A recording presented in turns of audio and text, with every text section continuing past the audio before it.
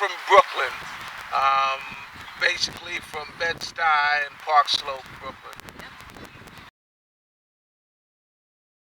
My mother played all kinds of music, so it would be jazz one night, African jazz, Broadway. She even had some hootenanny records, all kinds of stuff. And plus, I listened to the radio. We had WABC, which was the top 40 station of the world back then. So the whole gamut of music, so reggae, Latin, salsa, you name it. Yeah.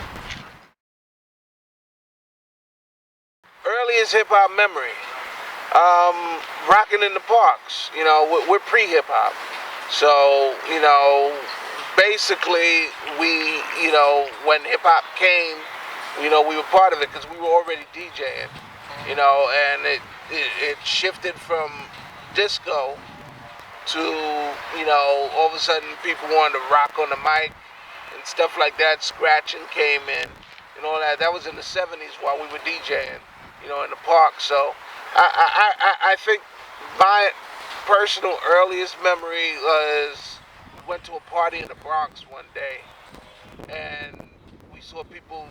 The crowd was doing the freak.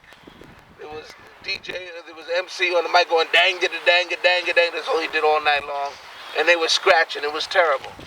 It was terrible. It was all off beat, but it was something we ain't never seen before, and we were like, and I swear within a month it was all over Brooklyn, so I guess that would be the earliest hip hop memory. As a DJ and with what I like to call a battle mentality, I never really would call myself, I was a fan of like Funkadelic, Parliament, George Clinton, Santana and stuff like that. But the music that I was playing, that we were rocking in parties, I wouldn't call myself ever really a fan for that, because it was dance music to get people dancing. And my attitude from early on was, however they played the records that we were playing, as good as the records were, I thought I could do better, as a DJ. And that ended up morphing into actually learning how to make the music better. So I think I was never a fan. I was always about, making the stuff better, about making the music. Well, George Clinton, all the Parliament Funkadelic stuff, a lot of different rock and jazz stuff, Kraftwerk, Jean-Michel Jarre, Jean-Luc Ponty, the gamut. Listened to a lot of music. We were heavy into music. So when New Age hit, and the synthesized stuff came out, like Gary Newman, Giorgio Moroder, all of that stuff, all of that played a part too. Well, Strafe, the guy that made Set It Off, he was a musician. I make music, but I'm not a musician. Strafe, Steve Standard, he is a musician, and I knew him because a couple of the bands that I played with also played with him, and he epitomized to me the excellence of making dope music with his bands. So he should have been bigger, and it's funny because he watched me, from absolutely doing nothing, knowing nothing about music, just DJing, and then he watched me start to make music and watch it go from a rudimentary form to actually polished stuff. And then he later told me that when Jam On It came out, he knew he had to get on his game because he had watched me go from, a DJ not knowing anything about music to actually putting out a hit record. And he said that's when he put out Set It Off. You know, so he actually borrowed our 808 to make set it off. So that was bomb. Same 808 on Jam On It plays on Set It Off. You know, but yeah, when for that question, he's the first person definitely that comes to mind.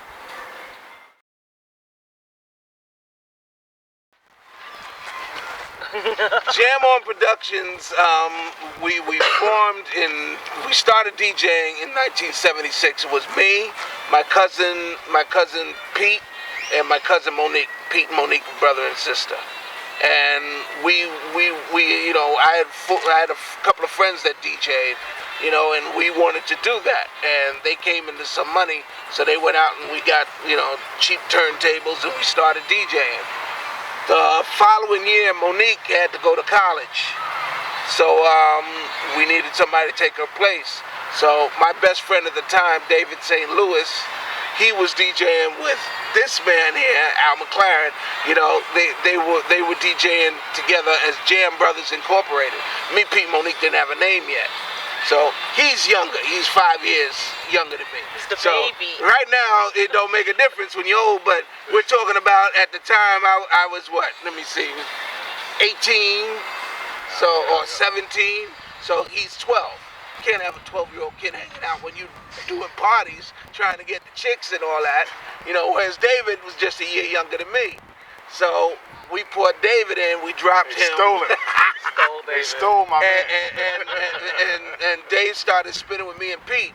And to make Dave feel like one of the crew, we took on the name, we took the Jam Brothers Incorporated and took the name and made it Jam On Productions. And that's how Jam On Productions started. He started MCing, so before you know it, he was back with Jam On Productions as an MC. And we started accumulating DJs and all that. 79, I met Lady E, and she was an MC, you know, and history.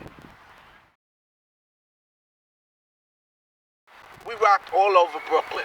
Basically, our main spots were in Bed-Stuy Parks and Parks in Park Slope. Yeah. But we basically, wherever somebody paid us to play or wanted us to play, because it wasn't really about the money at that point, we went, you know, and we did it. The crew was myself, my cousin Pete was Master Quadro,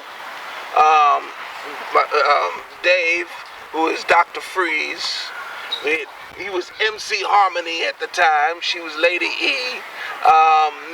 Monique, who started with us, she came back from college. She's Nikki D. She's also in Newcleus with us. There's a whole... That's the core. That's the core right there. There was a point that Jam On Productions got so big that we had like 11 DJs and 22 MCs. Yeah. So even if we're rolling to a party and the party wasn't hot, we made it out. Jam On itself became the party. Yeah. And then it was like, because we've done some gigs that when Jam On shows up to it, you know, people come into these clubs that we're doing with Jam On in there, and they're like, oh, this is great. And then they show up next week. And if Jam On's not playing, they're like, what the hell happened? This place was bumping last week. There's nobody here now. So we always brought our own party, whatever we were doing. Yeah. Well, what happened was, you know, in the 70s, we did park jams. We were jamming outside, you know. We were in the summertime in New York, and especially in Brooklyn. Almost every night, you out there rocking in the parks, doing stuff like that. In the beginning of the 80s, that died. You know, people started, you know, running. That's what we used to call it. Somebody shoot in the air and the crowd would run, and you know, they'd knock over equipment. You know, and DJs were losing their equipment like that, and you're out there partying for free, jamming for free, and you can't lose thousands of dollars of equipment just like that. So cats stopped doing it. You know, so basically it was at that point that, you know, I was working at this job and I saw this little plastic and cardboard synthesizer in the window of this store called Electro Harmonics. And it was a little cheap little synthesizer that I could get for 1 week's paycheck. You know, I was making minimum wage. So I went in there and bought it. And I said, okay, I'm going to try and make music myself, because I'd always said that I could do better than the music I was playing. And that's how that idea became. And it was me and Lady E at the time, and Al, you know, and it was basically just the three of us putting music together and trying different things. And Nikki D, my cousin, you know, again, it was a situation, you know, that we wanted to move further because we were doing tape-to-tape stuff. In other words, record stuff on a cassette deck, you know, and then you play that cassette deck and record more stuff on another cassette deck, and you add it up like that. And what you end up with is something like a multi-track, but it sounds horrible because of all the noise that gets added, you know, losing the generations. So they had something called a Tascam Porter Studio, which was a little board, you know, a little mixing board that recorded to a 4-track cassette deck. And I said, okay, well, if we did that, we could actually put music together, multi-tracks. And I asked Neek to lend me the money. And she said, okay, fine. But if you do, will you work with Bob? Bob was a guy that played bass. I had been in a rock band with him called Thunderfunk that lived down the block. And he was younger also, you know, but she was going out with him. So she said, will you work with Bob? And so I said, no, I got no problem working with him. And Bob was Chili B. That was his DJ name. So it ended up with me and him working together. And Lady E and Neek came in to do vocals too. So Lady E and Neek would do vocals, and me and Chili B were putting the music together. He went in the Army, so it ended up just being the four of us. And that's how we became what we were calling ourselves Positive Messenger at the time. It was either talking about the conditions of the world, or it was trying to talk about, you know, positive things, you know, trying to make things happen, or it had a message about Christ, you know. So everything, all of our music had a message to it. But you know, we're still doing the parties and all that, still jamming as DJ, you know, DJs with Jam on Production. We weren't doing outside anymore, but you know, we still do block parties, still somebody hired us. And one of the DJs in our crew, oh my God, what's Sal's name again? Salvador Smooth. Salvador Smooth, how could I forget that? He said, why don't you do a rap record? Now mind you, again, we had battle mentality. So we came from rocking the parks. So the stuff that we were hearing on the radio, the rap records that were out now, because we're pre that, we weren't feeling them. It sounded like crap. See, if you got in the streets of Bed-Stuy and got up there and put some garbage on the mic in front of 1,000 people, and whoever got in the mic sound like crap, they gonna brick it. That's what we call it. They throw bricks at you. So if somebody whack got on the mic, oh, get him off. You got him off immediately. So what we were hearing on the radio sounded like that whack crap stuff, all brickable crap. Brickable. Yeah, so you know, when he said to me, why don't you do a rap record? I said, man, I don't want to do a rap record. So I came up with something just as a joke, just for him. You know, funky beat. And what I was doing was I was making fun of the rap records that were out there.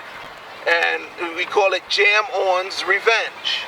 You know, and it contained a parody of a story of this crew one time. These guys all scratched. See, only like 2 guys in our crew scratched. You know, we were all, you know, from disco days, so we were all blending. And this guy came up to me and his crew. We had just knocked their asses out in a battle. He said, yeah, you guys are bad, but you can't do this. Wiki, wiki, wiki, wiki. And I laughed at him. I said, I ain't got a wiki, wiki, wiki. You set up next week, we'll blow your ass away again. So we always thought this was funny. So I incorporated that into the record. So anyway, shopping the Positive Messenger stuff. And I'm filling up the tape with all this stuff. And, you know, we had the Porter Studio now, so we had good sounding material. And we had a record called Computer Age that I thought would be a smash hit. And right about the time we finished it, Planet Rock came out. And I knew it would do as well as Planet Rock. So I was planning to go and take it up to Tommy Boy. You know, since, you know, they put that out, they should like our record. I had room at the end of the tape. So I said, well, let me throw this Jam On's Revenge on there with the Wiki-Wikki thing. And I went, and I'm on my way to Tommy Boy, but I stopped at this producer that I had checked out shopping some stuff before I had the Porter studio. You know, when I only had one tape and nobody else could listen to it. He had listened to it, so I figured I'd give him first shot at it. He liked the stuff. He was liking all this stuff.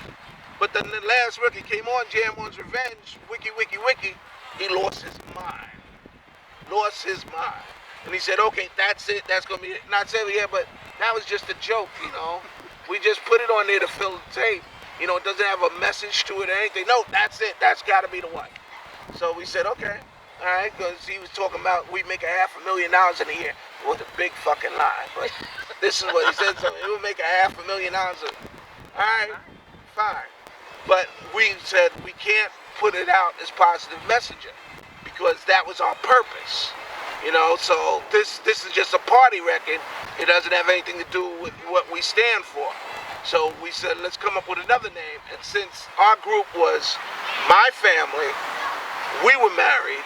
So we're intertwined, my family and her family. My first cousin, Monique, Nikki D, and she was married to Chili B. So it was my family and our family and his family. So it's three families coming together in a nucleus. So we said, okay, that sounds like a dope name. So we'll call ourselves Newcleus. And we just changed the spelling so it would stand out. So instead of NU, we went to NEW. Okay.